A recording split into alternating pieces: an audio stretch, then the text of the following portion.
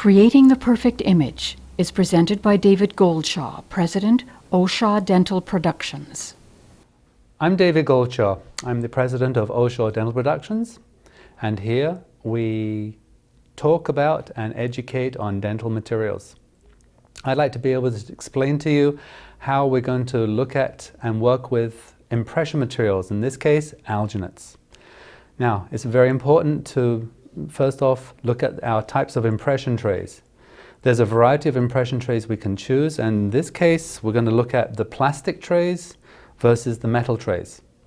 There's a variety that we can choose from, and most people here in North America and Canada, we're looking, I think most people that again look at asepsis, sterilization, disinfection, use the perforated trays. I like to be able to compare the difference between the perforated, the solid trays, and then we'll look at the plastic trays. Now, think of it this way. The perforated trays, which are considered the most popular types of impression trays in the marketplace, we put our impression materials, our alginates inside here. They're then put into the mouth, and the material flows through the impression trays. So we lose compression inside here. This is taking what we call a mucostatic impression. Compare that to the solid impression tray. The solid tray, which a lot of people don't like using because they thought it doesn't hold or adhere the impression material as well as the perforated tray. Actually, about 5 years ago, the manufacturers made the rims around and also internally thicker, so it actually gives as much, if not better, adhesion than the perforated tray. When we put the impression tray inside here, the material inside here, the alginate, and compress it, it completes and produces a much more compressive impression known as a muco-compressive impression. So if we compare the two, we get more definition with again a solid impression tray versus a perforated impression tray. So with our choice being for a regular dentition, with all the teeth being there, we want to have a muco-compressive impression tray. The solid tray is our choice. When we have partial or edentulous cases, we should be using our perforated trays because we don't want to compress soft, flabby tissues. Now let's have a quick look at our plastic trays, and these are considered disposable. They come in this case as a half arch, of course, full impression trays. The difference between these is I go into a lot of dental offices and I see what's happening. They actually put these into a cold soak solution overnight, whereas they're considered disposable. Disposal means you throw it away after each use. The problem being that since it's a plastic, a shiny surface almost, that they don't get quite the adhesion that you normally need to use. So we should be using a good adhesive inside. So in order to do that, I'm using a vegetable-based adhesive called TAC, T-A-C, Tray Adhesive Compound, from a company called Bosworth. It does actually come with two of these little depressors, and it's nice and easy to use. So I'll just make sure that it's simply adhered. By spraying this lightly onto the surface, I then wait 1 minute, and then I can apply my impression material down inside. And no matter how hard I try afterwards, it will not separate from the tray. It stays within. So it means to say that the trays have to be thrown away afterwards since we can't clean out the material. So that's looking at the impression trays. Now we're going to have a look at how to mix an alginate. Let's talk a little bit about alginates. Most alginates nowadays are pre-packaged inside bags such as this. Why? Because it gives it a longer shelf life. There's a small amount of vacuum inside, and in this case we have 5 years shelf life, which is good. So that's going to keep us away from obviously any type of impurities getting inside. The problem being that as soon as we put it into a container, a canister like this, as soon as moisture gets inside, it can contaminate or change the flow of the properties of the material. So we want to keep the lid on pretty much at all times. Handling the material. The alginate itself will settle since it's made from 3 different particle sides, and it does need to be fluffed up. The incorrect way of fluffing an alginate is by doing this or by doing this to the material. It hurts the material that's inside. When alginate is manufactured, it actually is made in 3 different particle sizes, which are all soft and round, spherical shaped. The material itself, if we ever had to shake it up like this, those particles bang against each other and break, and they become like jigsaw piece puzzles that don't fit together. We've just changed the working time, the setting time, the dimensional stability. So to fluff an alginate, any alginate, we put it onto its side, the canister, revolve the canister 3 times. Once it's gone through 3 revolutions, it's fluffed. What we should be seeing that when we open the can, the lid, we shouldn't have clouds of dust that exhume out there. That dust, which is made from a material called diatomaceous earth, can enter into the lungs and cause a problem of silicosis. So we try to stay away from that.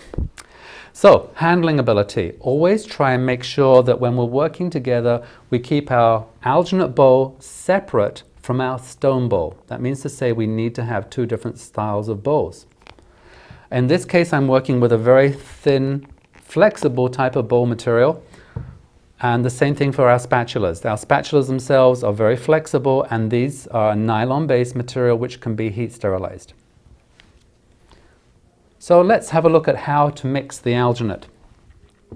Now, before I normally handle any type of impression materials, normally the thing I'm going to be doing is washing my hands. Washing my hands under the sink, I normally use warm or hot water.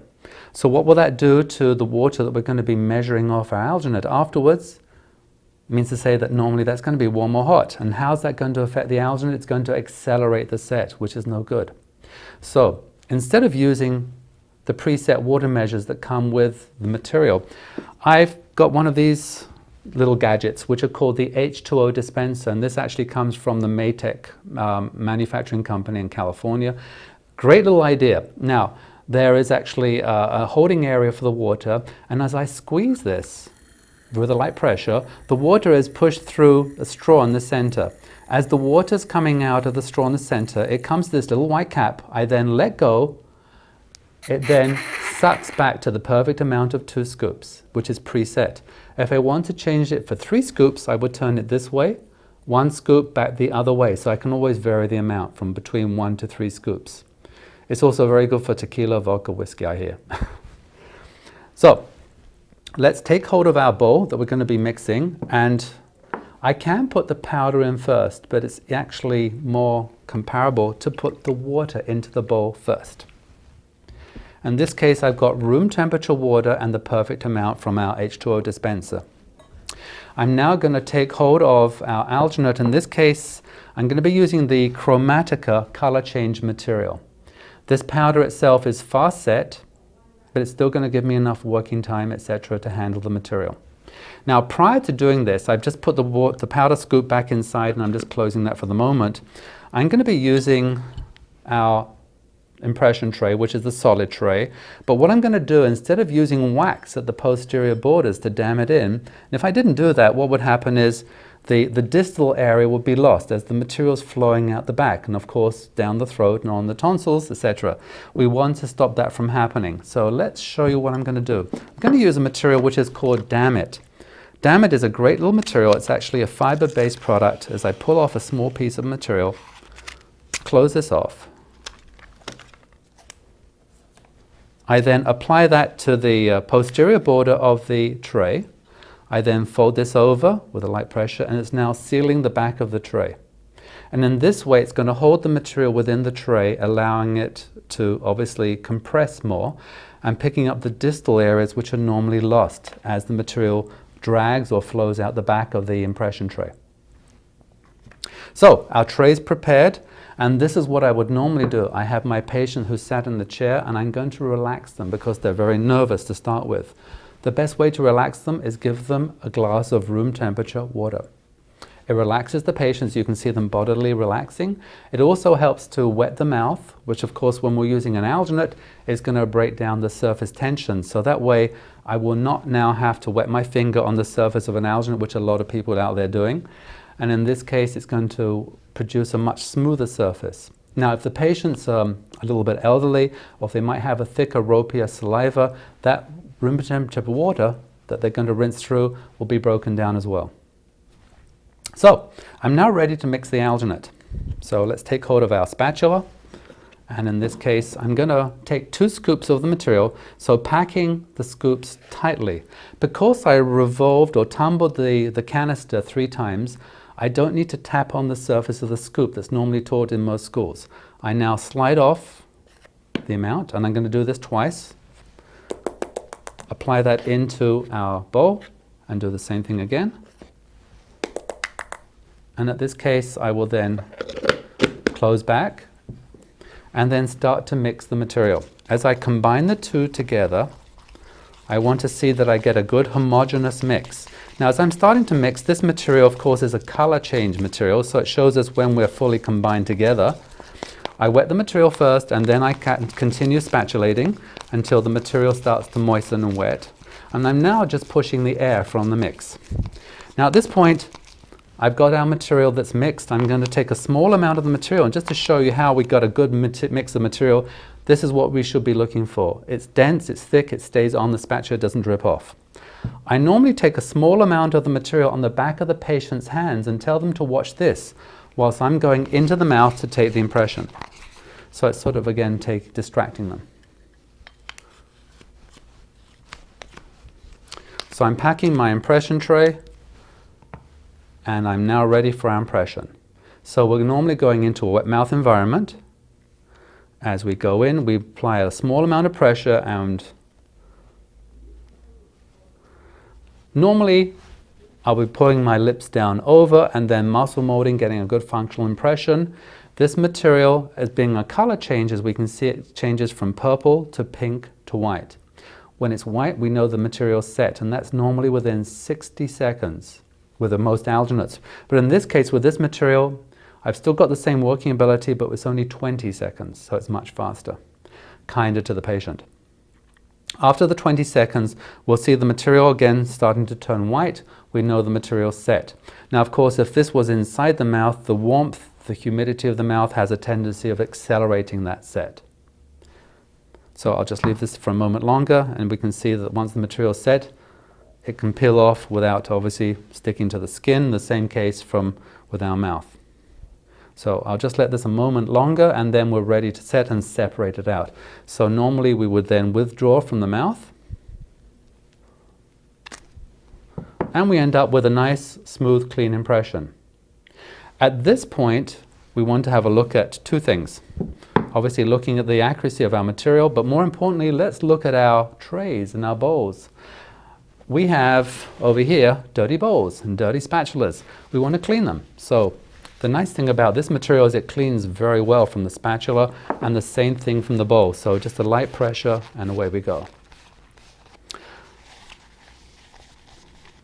So we've now cleaned up nicely, and let's look at how to store our material.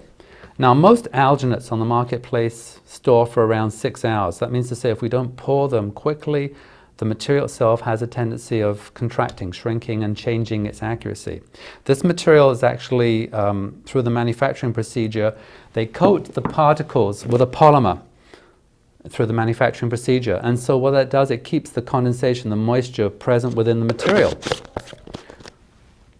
When we're handling the material, it still handles a little bit thicker but nicer to work with, and we've got a nice set. Now, once the material is set like this, we have an accuracy of 4 days.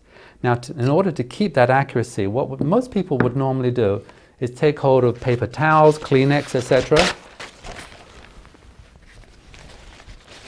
They then normally wrap them around the impression and wet them and then bag them.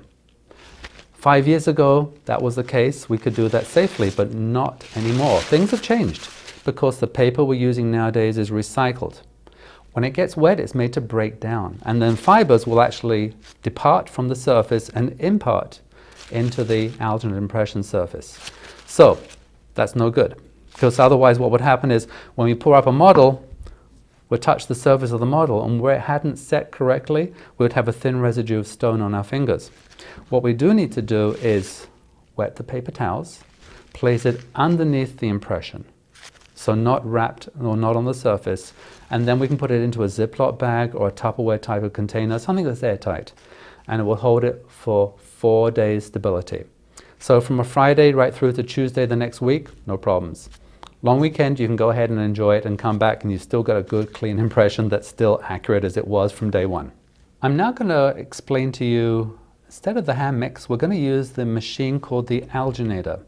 This is a bowl that revolves around and actually does mixing for us. It takes out a lot of the stress of having to compress the impression material each time, trying to get out of the air bubbles. This operates on 2 speeds. There's a low and a high speed. You also notice that there's the alginate bowl and there's a larger bowl. The bowls add and detach quite easily with like a bayonet fitting. So it's possible to, again, to mix up stone, which we'll show a little bit later on in this procedure. So let's show you how to mix the alginate using the alginator. Now this is especially good if we're doing a lot of mixes in a busy office where we're taking a lot of impressions for whether it be from a case of impression trays, obviously for where we're doing bleaching trays, mouth guards, or it could be many other things. So I'm going to measure off my water. Again, I'm going to use this little H2O dispenser. And these are things you can pick up from your local supply company. This is around $29, just to give you an idea. So as I squeeze this, it's going to measure off our 2 levels of water, which I'm putting directly into our mixing bowl. I'm going to do the same thing again for our alginate. So packing our scoop tightly, sliding off, and then the same thing, doubling that up twice.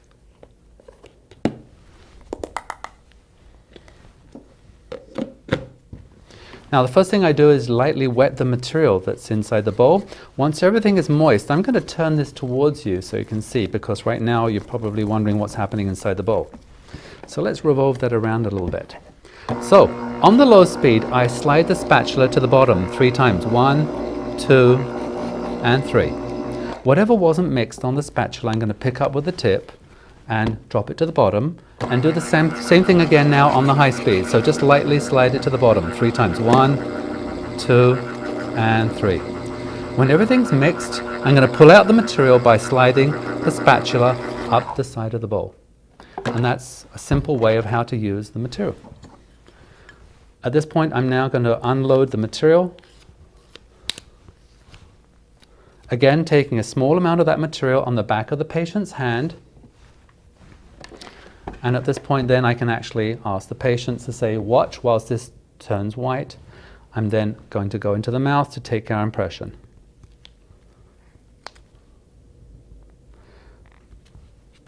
Again, another 20 seconds inside the mouth, nice and rapid. Now, this does have a choice of mint, cherry, or bubblegum flavoring. We can choose. I prefer personally the cherry, but in the case of working with a material that has a flavoring, when this goes into the mouth, the flavor disappears and it's just leaving a scent.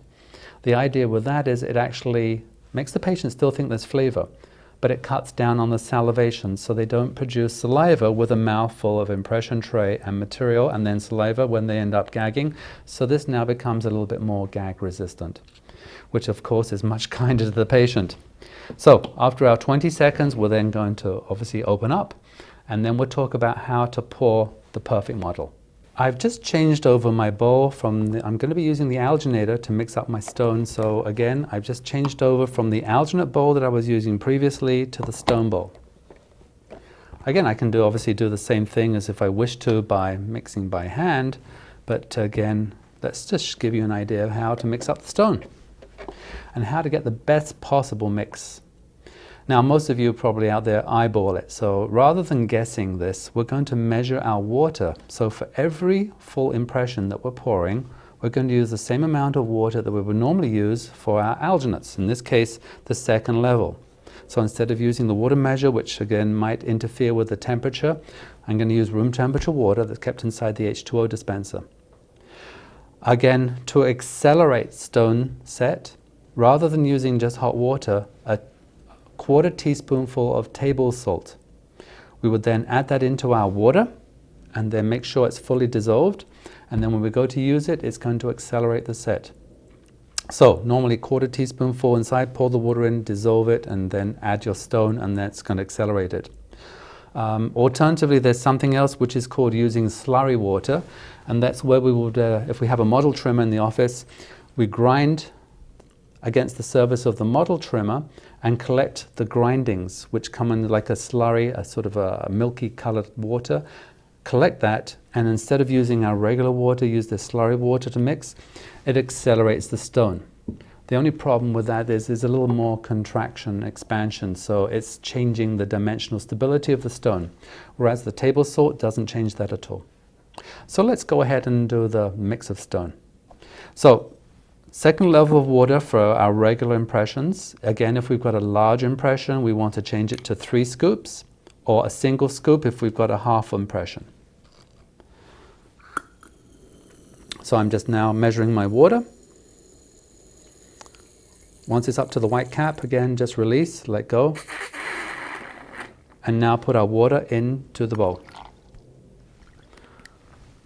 Now at this point I'm going to use our stone. In this case I'm using a green stone. This has quite a long setting time, but again it's got a nice working ability. What I'm going to do at this point is slowly sift the stone onto the surface. The stone will absorb into the water, and I'll turn this towards you in just a moment so you can see what's going to happen. It's going to reach a point where it saturates. That means to say that the water will absorb that powder that I'm pouring in. And the way that we know how we've got the best working ability is that on the surface of the stone we would have a small dry area and it would look almost like cracking. So let's combine these two together and show you what I'm talking about. Now it's still absorbing inside, but let's see if I can turn this towards you, can have a look inside.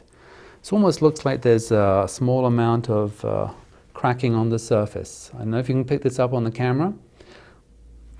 Inside there. So there's cracking on the surface. Now when I combine these two together, I'll end up with what we are looking for is the best ultimate mix, as if it was done measured by weight and by volume. So I'm just combining these two together, and this is the type of mix that we should be getting. It looks somewhat dry, but we do want to have a dry mix.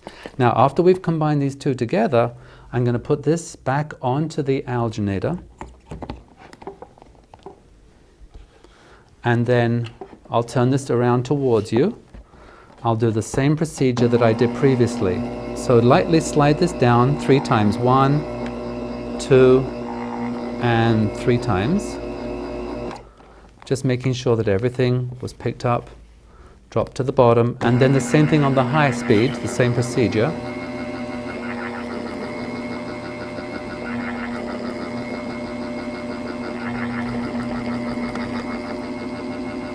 And at this point we have all our material mixed. We're now going to be taking out the material and slowly vibrating it into our impression. Now, very important to look at our impression. First off, we want to make sure that the impression had been disinfected. Normally that's done as soon as we've taken the impression. We'll spray it with a disinfecting spray, but making sure that if it's a very fine spray, there's no way that a fine spray will reach the bottom part, especially for lower anterior teeth that are long and narrow. So if it's possible on a sprayer and it has a chance of changing the coarseness of the spray, do so, because we want to have large particles that are entering down inside. The contact time is again according to the manufacturer of our disinfecting solutions. So normally it's anywhere from 5 to 10 minutes. Then we rinse it under the tap, shake off the excess, and then we're ready to pour. So what I'm going to do first off is take a small amount of our stone and start using the dental vibrator. The dental vibrator, in this case I'm using the Whip Mix general purpose vibrator. It's just around $100. It's very well priced. As I turn on the unit, it has a variable speed over here from low to high. I put it on a medium setting, not high.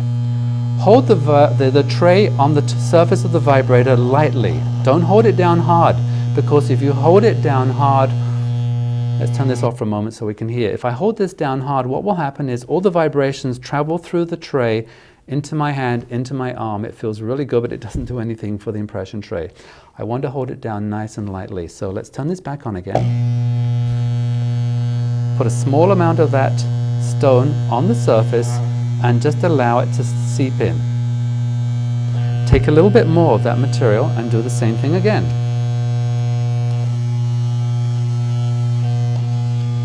Now at this moment I'm just allowing the stone purely to enter through the teeth only. Notice I do not want the stone to vibrate at all at a period of time too long. That's it. I do not want to vibrate anymore, so let's turn this off. One of the worst things that you can do is taking your bowl with a mix on top of the vibrator, and I see every office doing this. They watch all the little bubbles come from the surface, but what it's going to do is actually take more air from around the surface of the bowl, put it back through the mix, and so you're actually aerating the mix, which is really what we don't want to do. We want to try and squeeze all the air out. The vibrator that we're using is just a method of transferring the stone into the impression as quickly as possible. So the longer we spend vibrating the stone in, plaster in, we're going to produce more bubbles. So again, eliminate that time. Try to cut it down. So let's come back. I'm going to put this back onto the alginator. Once it's secure on the alginator, I'm going to take off a small amount of the stone and place that into my mold.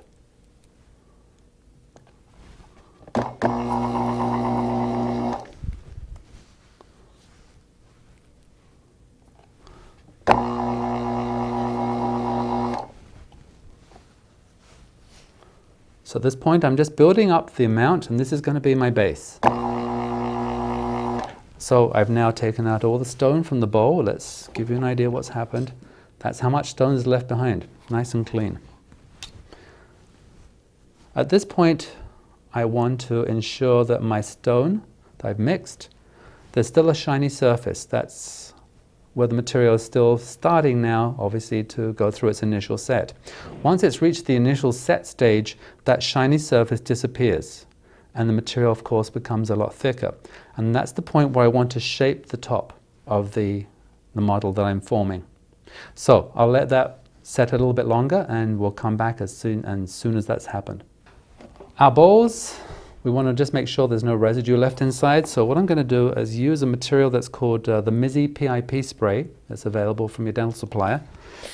By spraying this inside, wiping with a Kleenex 2x2, gauze, whatever, or in this case, Kleenex, and just lightly wiping through, just removes any residue that was inside the surface.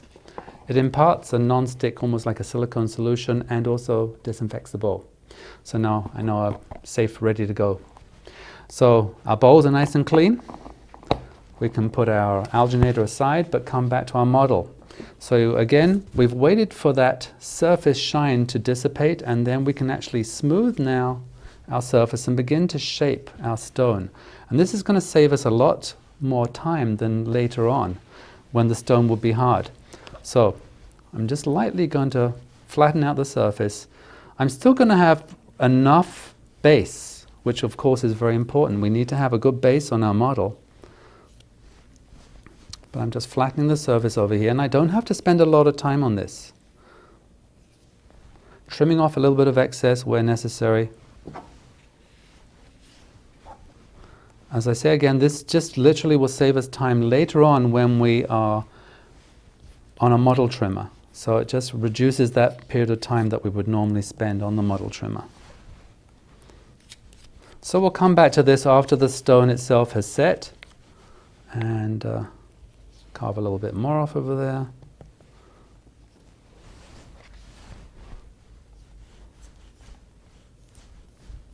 Just making sure the surface is nice and flat so that once it rests on a surface later on, it doesn't fall around. And I will leave this then to set, and then finally trim once the stone has been separated from the impression. Now the nice thing about this material, remember I said it has 4 days stability, but it also, I can re-pour this twice. That means I can actually get 2 models, a working model, study model from the same impression. There are a variety of different ways of keeping our trays nice and clean. Now of course that's more important when we're talking about our metal trays. Remember, our disposable trays are a one-time use. But we need to clean the alginate as well as the stone and plaster. Of course, it's much more difficult with a perforated tray where the alginate's seeping through the perforations.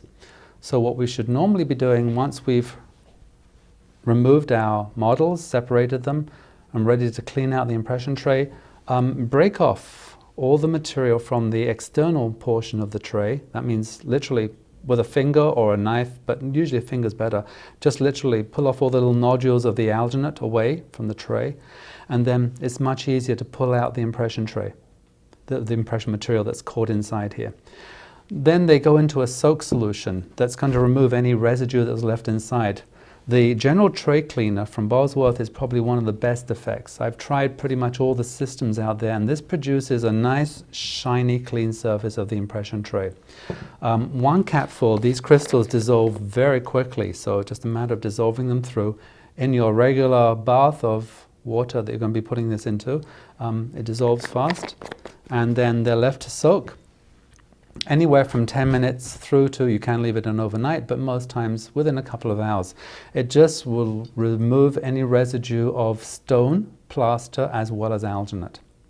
To conclude this part of this portion of our impression taking, we have covered the types of impression trays, how to care for them, what the differences are between the trays, how to handle an alginate, how to mix an alginate, and then also stone and plaster handling as well. And I'd like to talk to you today about making bleaching trays and mouthguards. In front of me I have one of the vacuum form systems. Now there's two forms of, let's say, thermoforming. Thermoforming is where we have sheets of material, which in this case we're having a look at the 040 bleaching tray materials. A variety of other products are out there, such as the mouthguard materials. And these again come in varying thicknesses. They run in materials which are normally EVA, ethylene vinyl acetate, as well as PVA as well, polyvinyl acetate. Most of the materials nowadays are obviously safe and easy to use. We're going to use these materials again in the case of thermoforming, where we heat the materials. So in this case, I'm working with a heater that's on this machine that heats up the sheet of material. And in this case, it's a vacuum former, so it actually sucks it down over the model. In other cases, they use pressure forming, where they push it down. So something such as the variety of systems out there that are used in pressure forming. There are lots of Druformat is one of the different products that are out there. And in this case, I'm using a product from the Keystone industry. So let's open up the machine and apply a sheet of the material, and this is how we would actually load the material into the system. So as this lifts up, I would apply this in easily and simply so it centers into the area. I then lock that into place. Now, very important, my model itself. You'll notice in this case I've removed the pallet. Now, if we didn't want to remove the pallet, we would normally take hold of our model that we've fabricated, and then with a cross-cut rosehead burr, drill a hole through the model itself, and that allows enough vacuum or pressure that we're using to thermoform our materials, to adaptation. Because if I didn't do that and I just simply put that onto our table and try to adapt down, what would happen is it would adapt around over the labial surfaces, but down in the pallet, in the case of this maxillary model, it wouldn't adapt very well. So I would need to gain more vacuum or pressure. And so that's the reason why in this case I've removed the pallet. Now, I also want to use, in this case, a very special pencil. It's called an indelible pencil. The indelible pencil, by lightly passing that through the gingival sulcus, marks and stains the area present. Now that's important because I want to see that when I'm trimming later on, and I want to know exactly where to trim to. So I can do other things with the indelible pencil, such as write patient information, patient's name on the model. So once I've written Mrs. Smith's information, I then put this under a tap, underwater, and it stains the surface. This is like, as they call it, ink in the bottle. So it will actually stain, permanently mark. These pencils run normally around about $3 a piece, and they last, well, this one's a new one I've just opened up, but they last normally about 2 to 3 years. I'm now ready to vacuum form. So what I'm going to do is place my model centrally onto the table, like so. So let's lift this up first off, and then place this centrally onto the table. I then swing over my heater, making sure that I would turn on my heater. The light comes on the system telling me that it's heating. Now, varying different times according to the thickness of materials. If I'm using a thicker material such as a 0.15 or a 0.12 of the mouthguard materials, it's going to take me on average between 12 to 15 minutes to heat. Whereas where I'm using one of these 040, much thinner bleaching tray materials, it's going to take me only 7 minutes to heat up the material. So the first thing that happens, and let's hold up another piece of material just to give you an idea of what will happen when it's heating. The first thing that happens, it actually goes upwards to the heating element, and then it goes a little bit wavy, and then it droops down. And from the time it droops down, we want to actually let it drop around 1/4 inch from the bottom part of the vacuum forming unit. Once it's going to do that, then we know we've got sufficient timing. Presently, it's now going through its stage of facing upwards. Again, because I've just turned the system on and it's obviously a little cold to start, but again, it's heating through. Once it's heated, then as I mentioned, it will go that little wavy pattern and then droop downwards. And that's the part where we've got to watch and remember our timing on this. The unit now is achieving more greater heat and it's now starting to drop down. So I have to be careful, stand by. Once I've achieved enough droop, and you'll see in just a moment that it's starting to get our perfect point, we'll then turn the system on for vacuuming, and I'll show you how that works. We've now achieved enough time. We've now got a 1/4 inch drop. At this point now, rather than turning the machine on, I'm going to lower this down over and turn the vacuum on.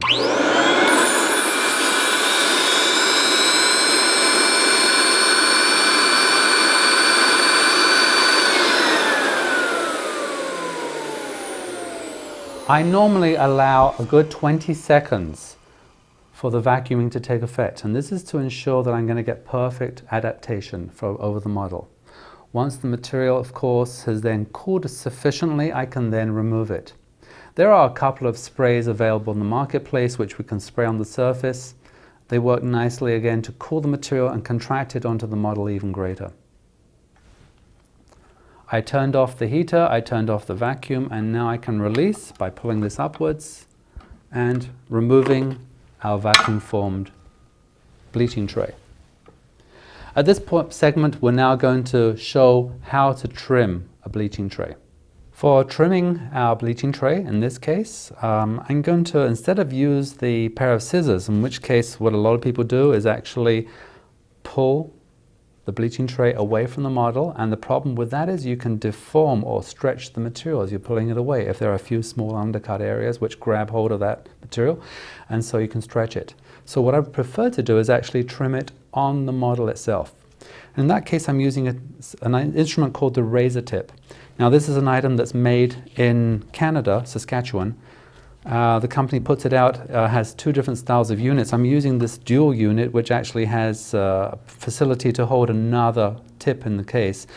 As I look through the information on the razor tip, I noticed that I can use one of the various tips that are available. As you can see, there's lots of different tips available. The most common one that I have inside there is this one over here, which looks a little bit more like a scalpel blade, and it's perfect for trimming bleaching trays, mouthguard materials. So the razor tip I'm going to remove. I've got the unit turned on to around 4 1/4, and I'm going to start trimming. I normally start posteriorly and work again all my way around. So as I start, I'm going to use a scalloping motion. So this is the style of movement that I'll use, and I'll trim all the way down to the surface of the stone.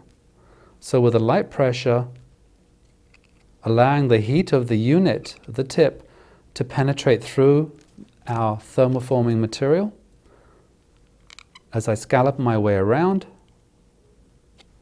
So let's just see, I've just gone almost halfway through and peel off. And this is exactly what we need to look at and see that we've got a nice smooth edge that's actually reduced itself over. So that edge is going to provide, again, a nice, smooth, comfortable fit inside the mouth, but more importantly, something that the patient will feel very comfortable when their tongue is over the surface. So not something that's going to interfere. I'll finish trimming this up and we'll come back in just a moment.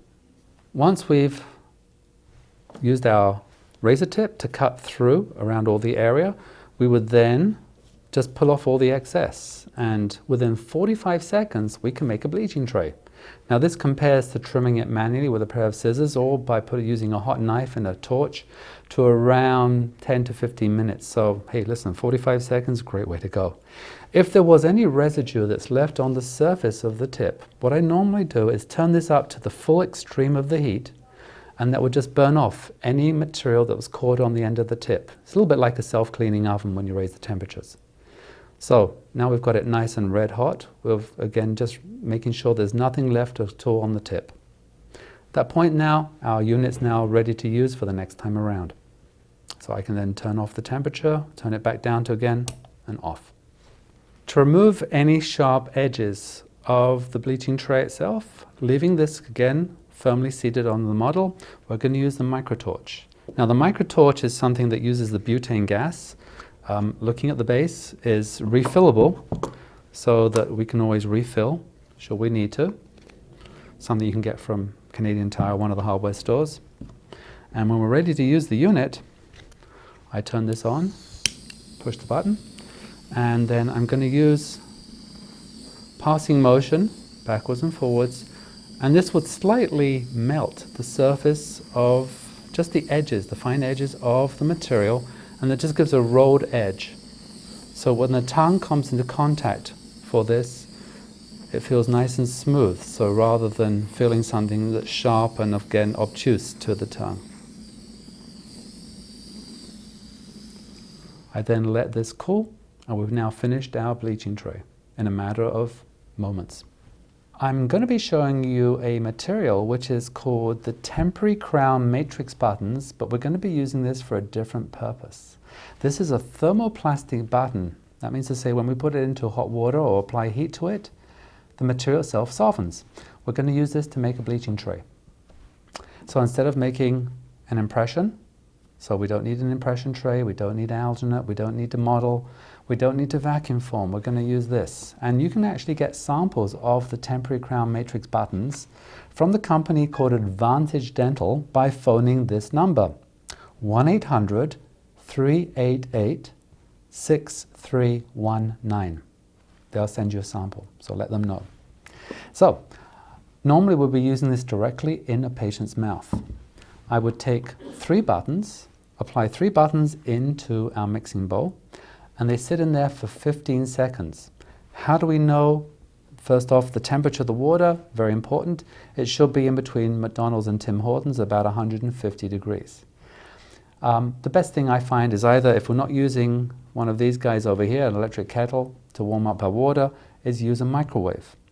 And in the microwave, take a regular ceramic cup, fill it 3/4, half full water, put it into the microwave for 2 minutes, be fine. The water itself should be sufficiently warm. Once the material itself is ready to go, it will form itself and turn clear. So it's changed from being white to its clarity, clear. At this point then, I would then roll it out into a small thin sausage and adapt it down over, directly into the patient's mouth, over the teeth. So all we'll be using is our gloved fingers with a light pressure, placing it down over the teeth. As I'm adapting it down over, like so, slight pressure, so the patient just feels a nice warm material. It's not hot, it's just warm to work with. It's very comfortable. So I'm just pushing it down lightly, interproximally with small spaces, and then with a light finger pressure over. I then take my air water syringe and then lightly over the surface of the material until it turns white again. So it's normally about another 15 seconds. Total time here is 30 seconds inside the mouth. It's very quick. So once the material has turned white, it's now sufficiently cooled, and we can then remove it from the patient's mouth. So with a light pressure, you'll notice that it does fit a lot tighter than a bleaching tray inside the mouth. So we remove it, and we're left with an easy material. We can trim this with a scalpel blade, with some scissors, or even using a straight handpiece with a cross-cut rosehead burr on there to trim in between. And that's how to make a bleaching tray inside the mouth immediately. The whole system is very fast and very convenient. It's going to run you about $2.40. I'd now like to talk to you about how to identify a mouthguard, a bleaching tray, or even a denture. I'm talking about putting information on that to personalize it for that patient, should there be a problem, allergic reaction, or whatever. Normally it's very difficult to do so. Normally we'd have to grind a channel, let's say out of a denture, conveniently, so grind it away, and then put a strip of metal imprinted with information or muslin cloth, put it back in, cold cure over. All that takes a lot of time to do. So instead of that, we're going to have a much simpler method. We will go to and pick up an indelible pen. Now that can be like a Sharpie style of pen you can pick up at any of the major stores out there. And make sure it's a fine tip. Write the patient information, allergic reaction, name in a convenient area out of the way. Let it dry. Once it's dried, we're going to take hold of this kit. Now this is called the Bosworth Gorilla Seal Kit. And inside are 3 of these syringes. Pop one of the little fuzzy tip ends on the surface of the syringe, squeeze a small amount until this is moist, and then apply a small amount of that mixture just over the area we've just written. Once that's done, we take hold of our light curing pen, and here I have a little curing light that comes from the company itself is called Spring Health. It's a cordless light. I then place this down over. I then cure normally for 20 seconds. Once it's then cured into place, for the next 5 years, we have permanently marked the information onto that appliance, whether it be the denture, the mouthguard, the bleaching tray. So that's a simple way of how we can actually establish information onto the appliance. Well, we've now like to conclude. We've talked about bleaching trays, mouthguards, how to fabricate them, how to get the best out of taking impressions. And we'd like to, again, thank you for your warmth and listening ability over here. If there should be more information, please contact Shaw Dental Productions. Thank you. Creating the Perfect Image has been presented by David Goldshaw, President, Oshaw Dental Productions.